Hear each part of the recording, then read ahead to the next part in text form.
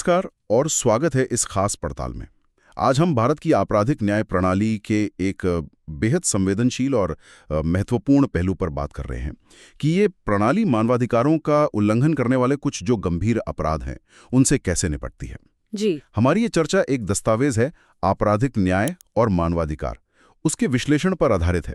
हमारा मकसद सिर्फ ये नहीं कि हम कानूनों की लिस्ट गिना दें, बल्कि ये समझना है कि अलग अलग तरह के मानवाधिकार उल्लंघन, जैसे व्यक्तिगत सुरक्षा हो या सामुदायिक सद्भाव या फिर राष्ट्रीय सुरक्षा, इन मामलों में हमारी कानूनी प्रक्रियाएं कैसे काम करती हैं, उनकी क्या खासियतें हैं और कहाँ-कहाँ चुनौतियां नजर आती हैं। ये देखना हमेशा दिलचस्प होता है कि कैसे कोई भी न्याय प्रणाली, और खासकर भारत जैसी जटिल सामाजिक संरचना वाले देश की, कैसे लगातार अधिकारों की रक्षा और न्याय सुनिश्चित करने के बीच एक बैलेंस, एक संतुलन बनाने की कोशिश करती है। बिल्कुल, ये संतुलन बहुत जरूरी है। तो चलिए इसे थोड़ा खोल कर देखते हैं। शुरुआत करते हैं समाज के उन सदस्यों की सुरक्षा से जो अक्सर सबसे ज्यादा जोखिम में होते हैं। मेरा मतलब है घरेलू हिंसा के शिकार और यौन अपराधों से पीड़ित बच्चे। जी। इन अपराधों की गंभीरता को देखते हुए हमारे पास कुछ खास कानून हैं, जैसे घरेलू हिंसा अधिनियम या फिर पॉक्सो एक्ट। पहली नजर में तो यही लगता है कि इनका मुख्य उद्देश्य है कि पीड़ितों को जल्दी न्याय मिले, एक तरह से त्वरित निवारण, है ना? हाँ, बिल्कुल। त्वरित न्याय तो एक लक्ष्य है ही, और ऐसे मामलों में तो और भी जरूरी हो जाता है जहां पीड़ित बहुत ही वल्नरेबल स्थिति में होते हैं।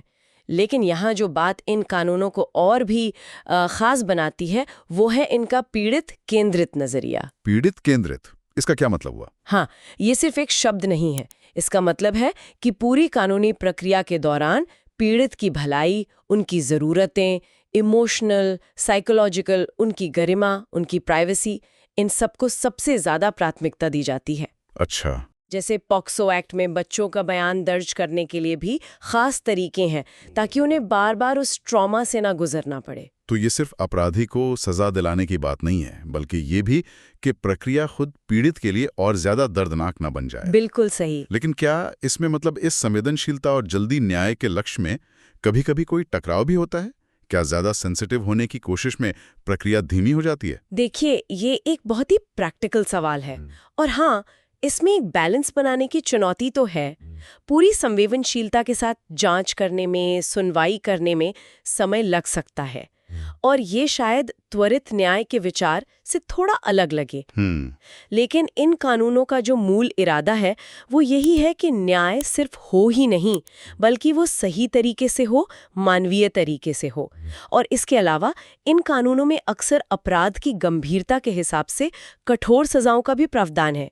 जैसे पॉक्सो में तो कुछ अपराधों के लिए मृत्युदंड तक की सजा है। और ये जो कठोर सजाएं हैं, इनका मकसद सिर्फ सजा देना तो नहीं होगा? नहीं, बिल्कुल नहीं। इसका एक बहुत महत्वपूर्ण पहलू है निवारक प्रभाव, जिसे अंग्रेजी में डेटरेंट इफेक्ट कहते हैं। Deterrent effect? हाँ, मतलब जब समाज ये देखता है कि ऐसे गंभीर अपराधों के दोषियों को कानून सख्त सजा दे रहा है और प्रक्रिया संवेदनशील होने के बावजूद असरदार है, तो इससे कड़ा संदेश जाता है। अच्छा। और ये संदेश शायद भविष्य में ऐसे अपराध करने की सोचने वालों को हतोत्साहित कर सकता है। तो ये एक तरह से दो तरफा काम करता है, पीड़ित को न्याय और समाज में अपराध की रोकथाम। अच्छा, ये कानून एक साथ कई भूमिकाएं निभा रहे हैं, सजा भी, सुरक्षा भी, संवेदनशीलता भी और रोकथाम भी, इन सबको साधने की कोशिश। बिल्कुल। ये वाकई एक महत्वपूर्ण कानूनी विकास है। व्यक्तिगत सुरक्षा की बात तो हो गई, लेकिन कई बार मानवाधिकारों का उल्लंघन पूरे के पूरे समुदायों को निशाना बनाता है, जिससे समाज का जो ताना बाना है वो ही बिखरने लगता है। यहाँ हम आते हैं सांप्रदायिक और जातिगत हिंसा जैसे मुद्दों पर, जी, जिनका असर कहीं ज्यादा गहरा होता है। हाँ, और ये हिंसा अक्सर नफरत और बहुत गहरे बैठे जो पूर्वाग्रह हैं उनसे जन्म लेती है। ये सीधे सीधे हमारे संविधान में दिए गए समानता, बंधुत्व, सुरक्षा के अधिकार पर हमला है। और यहाँ ये बात वाकई गौर करने लायक है कि कानून सिर्फ हिंसा के एक्ट को ही नहीं देखता, बल्कि उस सोच को भी एड्रेस करने की कोशिश करता है जो इस हिंसा को भड़काती है। मेरा मतलब है हेट स्पीच यानी नफरत फैलाने वाले भाषणों पर भी कानूनी कार्रवाई का प्रावधान है। हाँ, ये बहुत जरूरी है। कानून ये मानता है कि हिंसा अक्सर शब्दों से शुरू होती है, इसीलिए हमारे पास SC/ST एक्ट जैसे विशेष कानून हैं। ये न केवल इन समुदायों के खिलाफ अत्याचारों के लिए कठोर दंड देते हैं, बल्कि अपमान या सामाजिक बहिष्कार जैसे कामों को भी अपराध मानते हैं। अच्छा। और साथ ही इंडियन पीनल कोड यानी आईपीसी में भी ऐसी धाराएं हैं जो धर्म, जाति, जन्मस्थान वगैरह के आधार पर अलग अलग ग्रुप्स के बीच दुश्मनी को बढ़ावा देने या माहौल बिगाड़ने वाले कामों को सजा देती हैं। लेकिन क्या ये साबित करना कि कोई भाषण हेट स्पीच है या किसी का इरादा नफरत फैलाना था, ये कानूनी तौर पर मुश्किल नहीं होता? शब्दों की व्याख्या तो कई तरह से हो सकती है। बिल्कुल, ये एक बहुत बड़ी चुनौती है।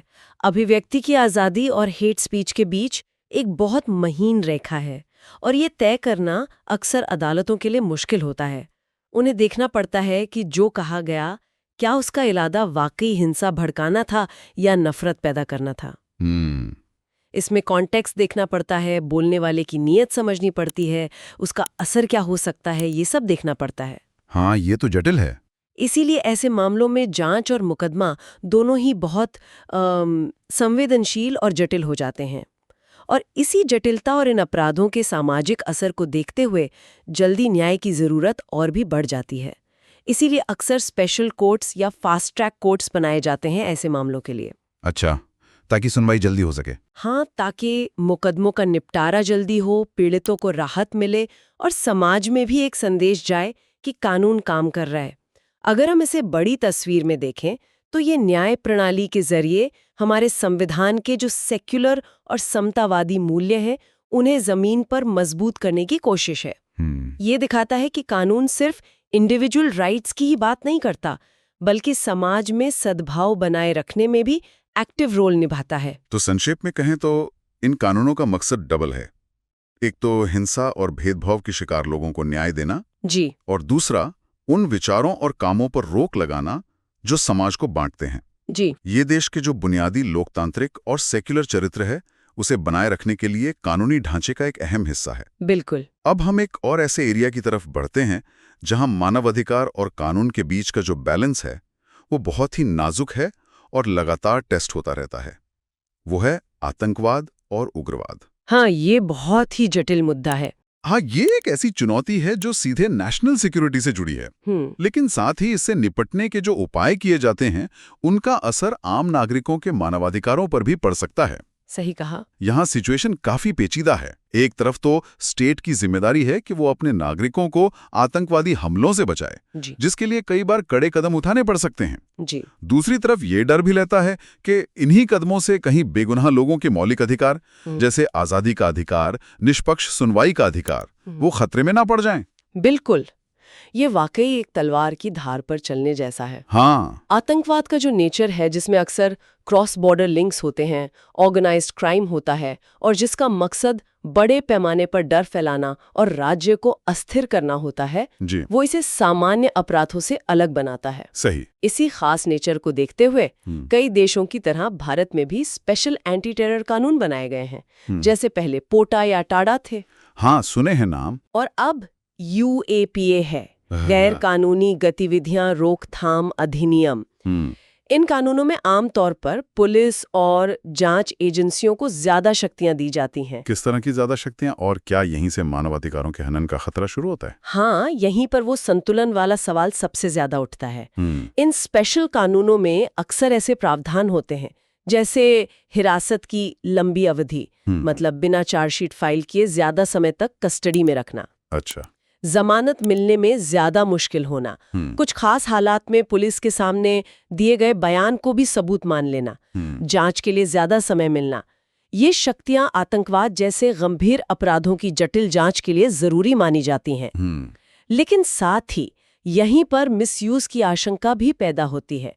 सवाल उठता है कि क्या इन शक्तियों का इस्तेमाल कभी-कभी असहमति की आवाज दबाने के लिए या सामान्य अपराधों के लिए भी हो जाता है?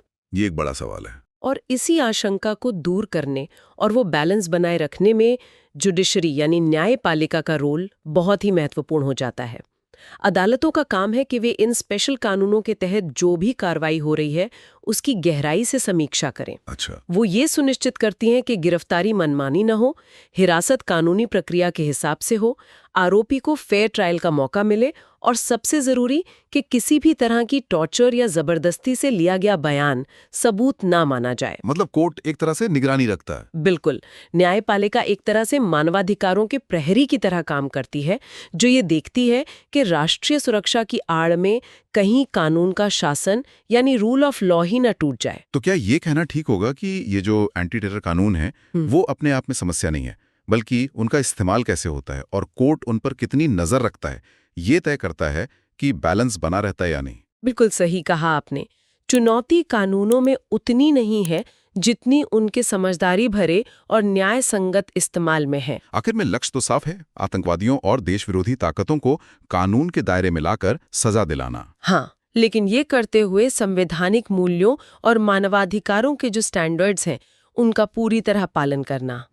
और ये एक लगातार चलने वाली प्रक्रिया है जिसमें लेजिस्लेचर, एग्जीक्यूटिव और जुडिशरी मतलब विधायिका, कार्यपालिका और न्यायपालिका तीनों को अपनी अपनी भूमिका बहुत सावधानी से निभानी होती है। तो आज के इस काफी विस्तृत चर्चा में हमने देखा कि भारत की आपराधिक न्याय प्रणाली कैसे अलग अलग तरह के मानवाधिकार उल्लंघनों से निपटती है, चाहे वो कमजोर वर्गों के खिलाफ हों या समुदायों के बीच नफरत फैलाने वाले अपराध हों या फिर राष्ट्रीय सुरक्षा को चुनौती देने वाले मामले हों। जी, हमने देखा कि कैसे अलग अलग कानूनी रणनीतियां अपनाई जाती हैं। हमने पीड़ित केंद्रित न्याय की बात की, हेट स्पीच पर रोक लगाने की कोशिशों को समझा और राष्ट्रीय सुरक्षा बनाम नागरिक स्वतंत्रता की जो जटिल बहस है उस पर भी गौर किया। तो इस सब का निचोड़ क्या निकलता है? मेरे ख्याल से ये दिखाता है कि हमारी न्याय प्रणाली एक डायनामिक सिस्टम है जो समाज में जो नई और पुरानी मानवाधिकार चुनौतियां आ रही हैं उनका सामना करने के लिए लगातार खुद को बदलने और विकसित करने की कोशिश कर रही है। ये कोई रुकी हुई तस्वीर नहीं बल्कि एक चलती हुई फिल्म है। बिल्कुल। और इसी बात पर मैं श्रोताओं के लिए एक सोचने वाला सवाल छोड़ना चाहूंगी। हमने इन सारे कानूनी ढांचों की, एक्ट्स की, प्रक्रियाओं की बात की। ये सब कागज पर तो है, हाँ, लेकिन असली सवाल ये है कि ये कागजी प्रावधान जमीन पर असलियत में कितना असर डाल पाते हैं। ये बहुत महत्वपूर्ण सवाल है। किसी कानून का बन जाना एक बात है और उसका असरदार तरीके से लागू होना वो बिल्कुल दूसरी बात है। इन कानूनों के कामयाबी सिर्फ उनके पास होने में नहीं है, बल्कि उनके ईमानदारी से और असरदार तरीके से लागू होने में है। सही बात। और इस लागू होने को कई चीजें प्रभावित करती हैं। पुलिस कितनी संवेदनशील है, कितनी सक्षम है, अदालतें कितनी एक्टिव हैं, सरकार की इच्छा शक्ति कितनी है, समाज कितना जागरूक है, पीड़ितों तक कानूनी मदद पहुंच रही है या नहीं। हाँ, कई सारे फैक्टर्स हैं। क्या ये सारे फैक्टर्स मिलकर इन कानूनों को वाकई असरदार बना पा रहे हैं? ये एक ऐसा सवाल है जिस पर लगातार सोचने और मूल्यांकन करने की जरूरत है। ये वाकई एक गहरा सवाल है, कानून और उसके अमल के बीच का फासला। बहुत खूब। इसी विचार के साथ हम आज की इस गहन पड़ताल को यहीं समाप्त करते हैं। हमारे साथ जुड़ने के लिए धन्यवाद।